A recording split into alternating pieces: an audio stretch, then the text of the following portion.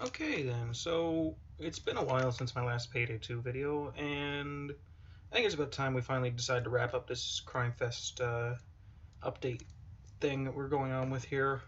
So in my last two videos, of course, I talked about Day 1 in the first video, Day 2 and 3 in the second video, and in the third video I'm just going to go from Day 4 to Day 10, basically, because most of the content that was added up to this point past is pretty minor, and frankly, it can probably be quickly addressed very short and briefly. So we're going to chug straight through this. On screen on the top left, you should see a video actual image of the first video, which will take you to that video so you can watch me unbox a few safes and talk about how it's basically become a CSGO copy in Hoxton Breakout Simulator. On the bottom top right, you're going to also see a video to the second video, which showcased off the first new heist that we got this year. I'm not going to show off the new heists this year. Any more of the new heists, rather, because they're pretty much just reskins from the old Payday 1. We'll actually get to that when we get to those specific days. But for now, let's look at what Day 4 did. So on Day 4, we got a AI update. Now the AI, the team AI, so the bots that play with you as you're heisting if you have it enabled on your team and you don't have a full team list of 4 players, they can now actually trade you for teammates. Now, from what I read, the system doesn't work like the normal teammate trade. You have to wait for the assault wave to end, and then you have to have a hostage available. No, in this one, it works differently. You're going to have a separate timer, okay? And once this timer runs out, the AI is able to go ahead and transfer a hostage. Only the AI can do this, by the way, and it'll only work if the only members left alive on your team are AI. On some of the harder difficulties, like Death Wish Loud, I'm not entirely sure how the AI will do it, and also to note, the AI cannot dominate enemies to turn them into hostages, so if you're out of hostages and all the players are down, it's game over, just like it always has been. Next off, on this day as well, they added in a new filter to the CrimeNet. So now, if you're looking in your CrimeNet, you can see right here, this guy, he has a fire starter, and he has this little tag next to it, the gun.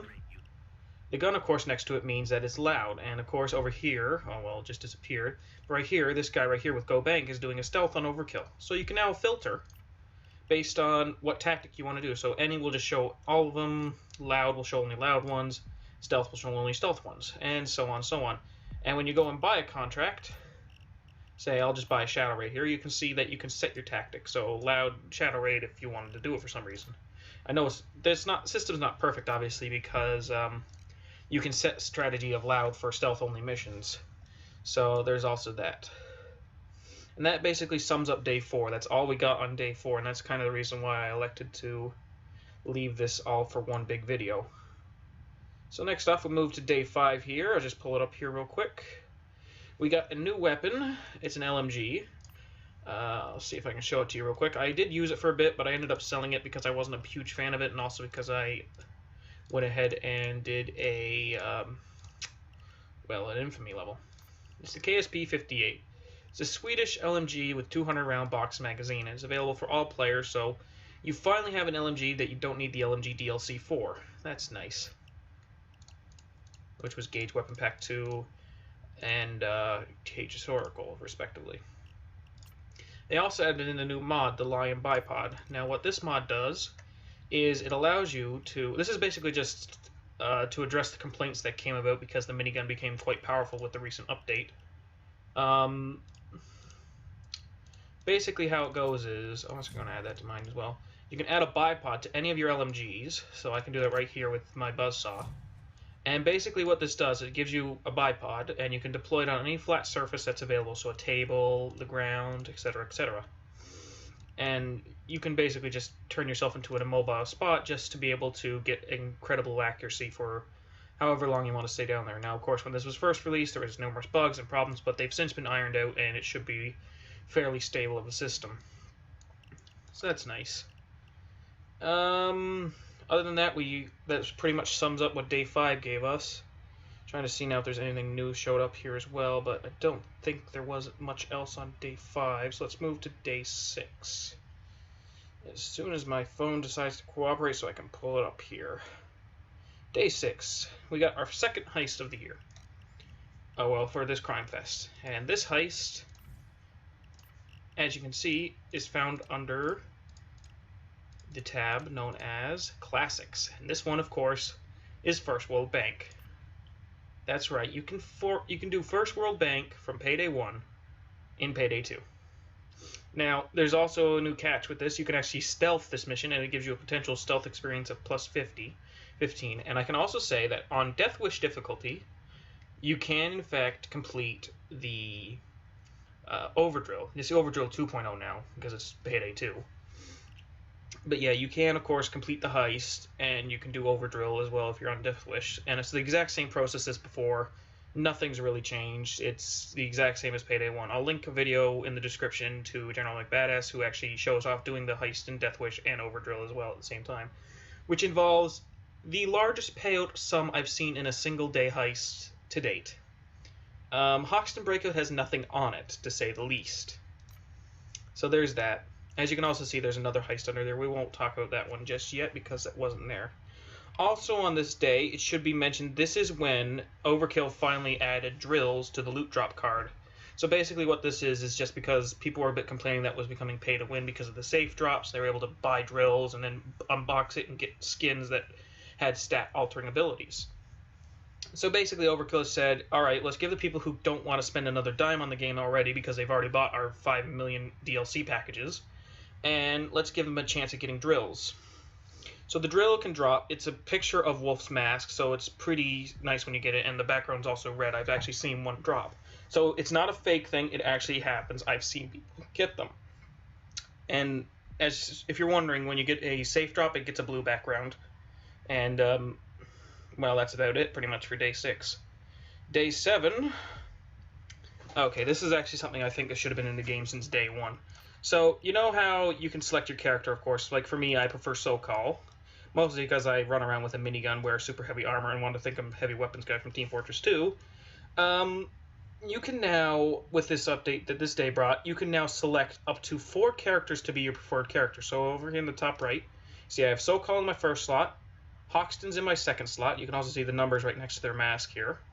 Bonnie's my third, and Chains is my fourth. So basically, if you join a server and there's already someone with Chains, Hoxton, Bonnie, you'll then become Chains. Or say there's SoCal and Bonnie and Chains taken, you'll become, obviously, Hoxton because he's the first one available on your list. So goes down, checks to see, is SoCal taken? If it is, move to the next, and so on, so on, so on. It goes down all the way to 4, where you're pretty much guaranteed at that point to at least be this guy.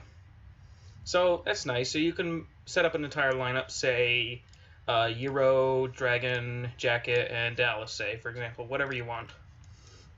And you basically guarantee you'll play as one of those 4 characters, no matter what, because Heist only allows 4 characters to be played at once.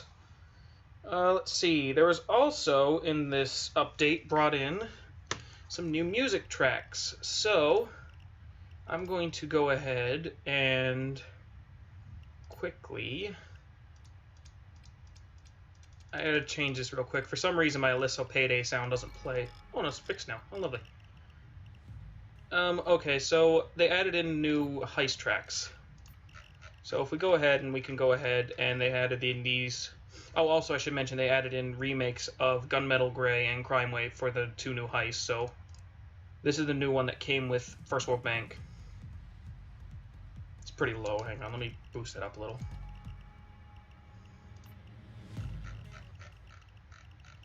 So they added in Gunmetal Grey for First World Bank. And on this day, they added in these 3 La Castlevania tracks. And basically, these were made by the guy by La Castlevania, who has done work before on the John Wick movie. So they're pretty good songs. I actually think they're better than some of the stock songs.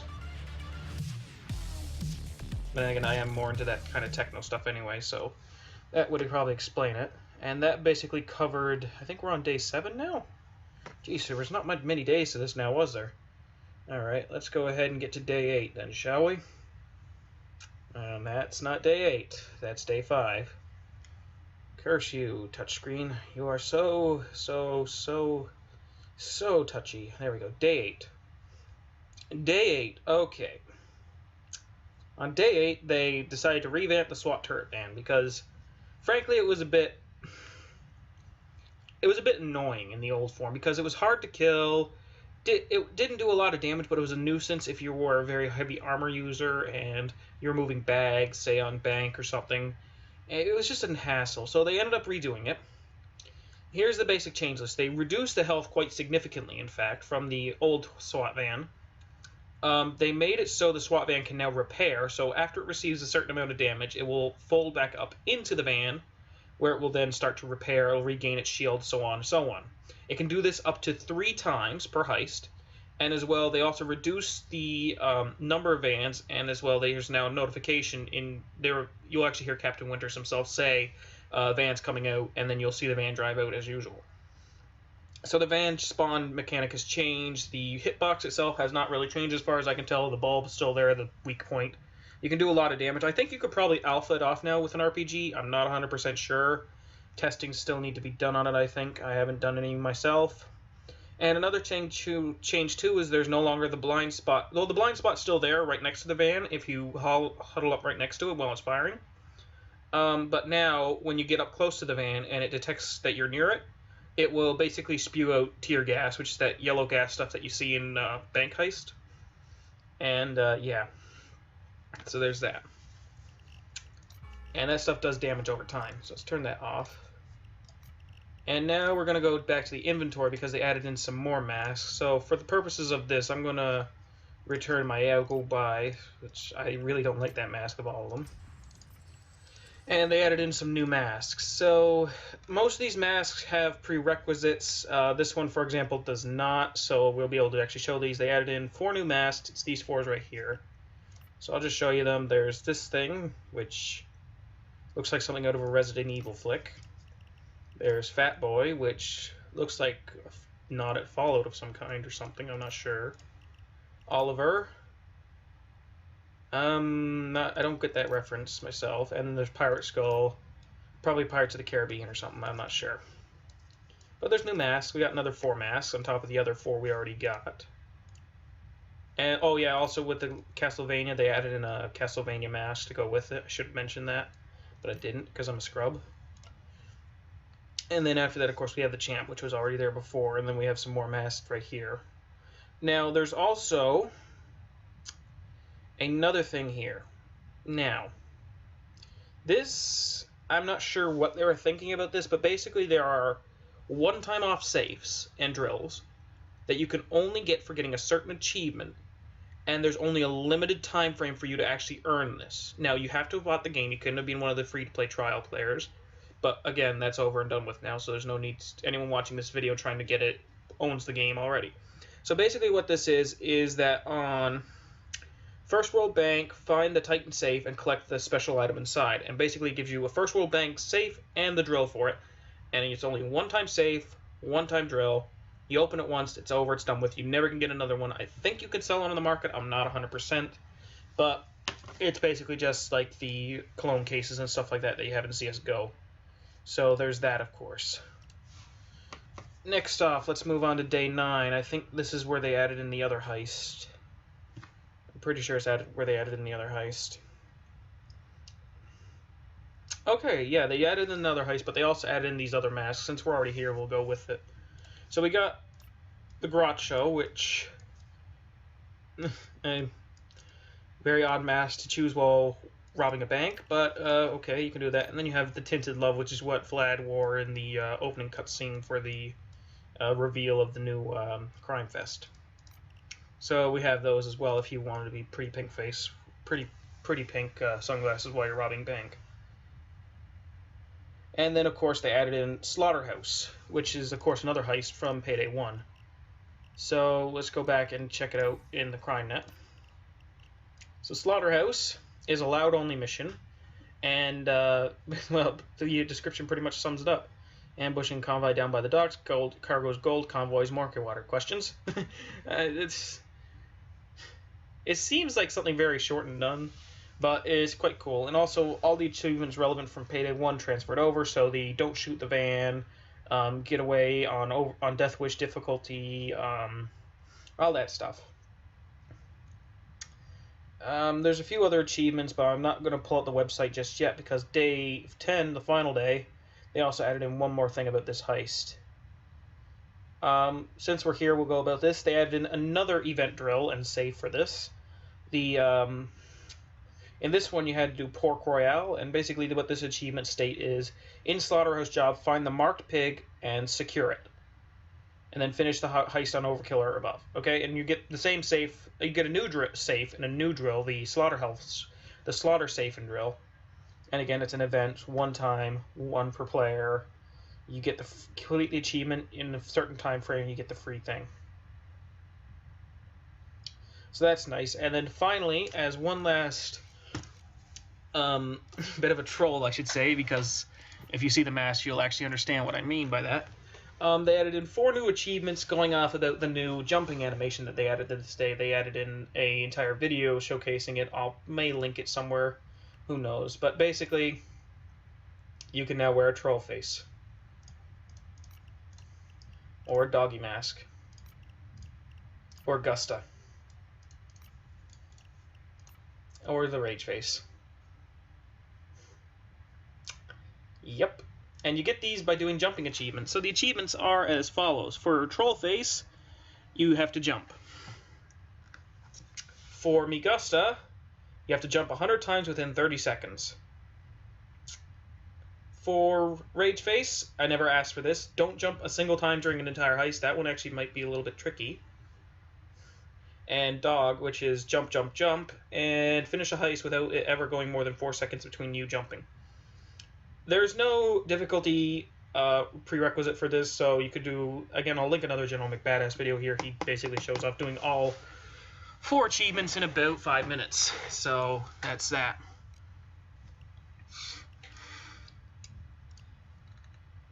Other than that, yeah, that was pretty much what Crimefest this year brought us. We got skins, we got masks, we got new heist, we got new animation. We only got 1 new heist, and then we got 2 reskin heists. So, I don't know. Again, it's free content generated by the community, pretty much, because we did all the event stuff. So, I can't really say I'm regretting it, because it's free. It's free for all people who own Payday 2. And in fact, for the time frame when people own Payday 2 for free, it was also available for free for them. Mostly, except for the event safes. But that was just so they couldn't get them and then sell it on the market, I guess. And then end up buying the game themselves. Who knows?